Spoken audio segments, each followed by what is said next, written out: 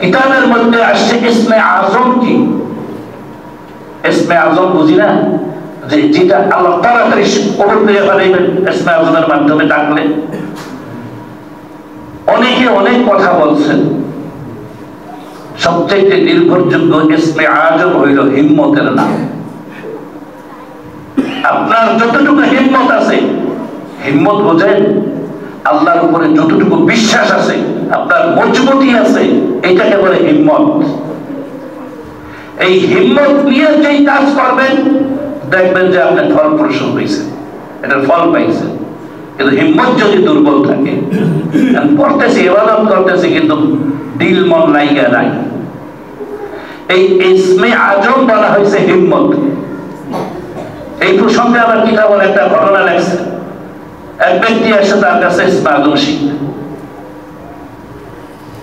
এখন যিনি ইসমে আজম জানেন, উনি তো সাধারণ কোনো মানুষ না, ওনার কাছে কিছু দূরদর্শিতাপূর্ণ জ্ঞান এলেম আছে।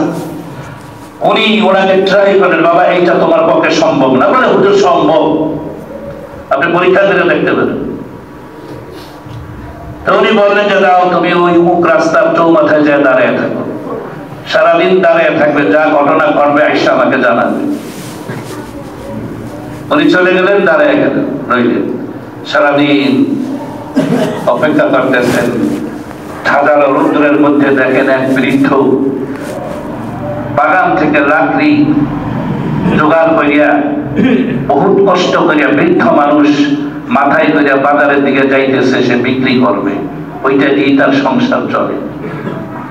একটা তাকড়া জোয়ান আইসা তাকে মেরে ধরে লাকড়ি করে নিয়ে গেল, দামও দিল না। নিচে নিচে দাম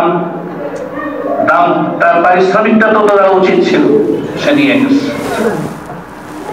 এগুলি দেখা কিছু বলতে নিষেধ করছে, যা দেখবা আমাকে ইচ্ছা জানাই। ওনার শরীরের মধ্যে গিজ গিজ করতেছে, এটা কেমন অন্যায়। তখন আসলো, সন্ধ্যার সময় আসলো, আসার পরে বলো তোমার কারগুজারি শোনাও, কি দেখলা? বলে হুজুর বড় মর্মান্তিক একটা জিনিস দেখলাম। কি দেখছো? এই ঘটনা দেখছি। বলে কথার ফাঁকে সে বইলে ফেলাইছে, হুজুর আমি যদি ইসমে আজম জানতাম তাইলে তার ওইখানেই শিক্ষা দিয়ে ছাড়তাম। তখন ওই বুজুর্গ বলতেছেন, আমি ওই বৃদ্ধের কাছে ইসমে আজম শিখছি। হজম করা লাগবে, হজম। আরেক লোক আসছে ইসমে আজম শিখার জন্য, ওনাকেও পরীক্ষার জন্য পাঠাইলেন। একটা প্লেট আরেকটা প্লেট দিয়ে ঢাইকা বললেন যে অমুক মসজিদে একজন হুজুর আছে, নিয়ে তুমি এইটা নিয়ে যাবা, তার কাছে দিবা, পথে কিন্তু খুলবা না।